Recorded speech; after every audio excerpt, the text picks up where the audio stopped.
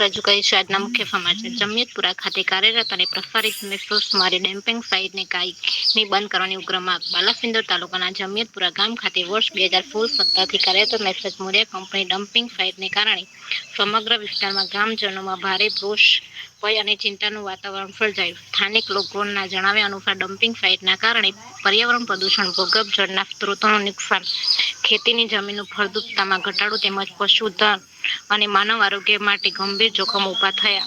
વિસ્તારના ખેડૂત અને ગ્રામજનોનું કહેવું છે કે ડમ્પિંગ સાઇટમાંથી નીકળતા પ્રદૂષણને કારણે દુર્ગંધ વાયુ અને જળ પ્રદૂષણ, જીવજંતુઓની ઉપદ્રવ તથા વિવિધ રોગચાળાઓને ફેલાવાની શક્યતા વધી રહી છે, જેના કારણે ખેતી અને પશુપાલન પર નિર્ભર લોકોની રોજગારી અને જીવન ધોરણ પર ગંભીર અસર પડી રહી છે. ગ્રામજનો દ્વારા વધુમાં આક્ષેપ કરવામાં આવે છે કે ડમ્પિંગ સાઇટની આસપાસ આવેલા ખેડૂતોના કેટલાક કુવાઓમાં કેમિકલ લાલ રંગનું પાણી જોવા મળ્યું હતું. આ મુદ્દે યોગ્ય તપાસ અને કાર્યવાહી કરવાની માંગ પણ ઉઠી છે. હાલ પણ કેટલાક કુવાઓમાં આવા પાણીની સમસ્યા હોવાનો દાવો કરવામાં આવ્યો છે. નમસ્કાર. આજે અમે બાલાસિનોર મામલતદાર કચેરીએ ડમ્પિંગ બંધ કરવા માટે આવેદનપત્ર આખા બાલાસિનોર તાલુકા અને નગરના સૌ આગેવાનો બધા જ પક્ષના અમે આવ્યા છીએ. મિત્રો, અહીંયા ડમ્પિંગ સાઇટ 2017થી ચાલુ છે. કૂવામાં ગંદુ પાણી આવવા મળ્યું છે અને એનાથી જાનહાનિ બહુ મોટી થવાની છે. પશુ, પંખી, જીવ જંતુ અને પર્યાવરણને નુકસાન થવાનું છે. બાજુમાં જ ડાયનોસોર પાર્ક આવેલું છે, ત્યાં પણ અસર થવાની છે. તો માન્ય મામલતદાર સાહેબ અને ઉપલા સૌ અધિકારીઓને અમે વિનંતી કરીએ છીએ કે આ ડમ્પિંગ જે પ્લાન છે તાત્કાલિક બંધ થાય, અને જો નહીં થાય તો અમે ગાંધી ચિંધ્યા માર્ગે આંદોલન કરવાના છીએ.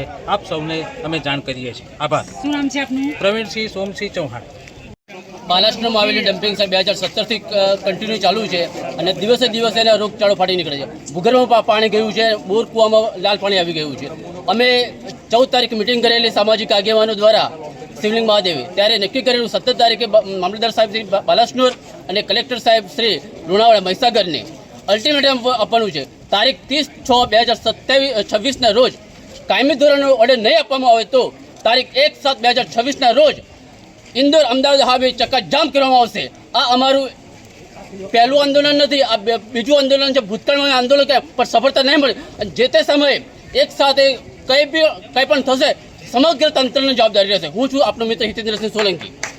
14/6/2026ના રોજ એક સામાજિક આગેવાનો દ્વારા અને મીટિંગ કરવામાં આવી હતી શિવલિંગ મહાદેવ ખાતે, અને ત્યાં નક્કી કરવામાં આવ્યું હતું કે તારીખ 17/6ના રોજ ડમ્પિંગના વિરોધમાં આવેદનપત્ર આપવામાં આવશે, અને જો એ આવેદનપત્ર દ્વારા લેખિતમાં આપવામાં નહીં આવે કે ડમ્પિંગ બંધ કરવામાં આવી રહ્યું છે, તો તારીખ 1/7ના રોજ ઉગ્ર આંદોલન થવાની પૂરેપૂરી સંભાવના છે.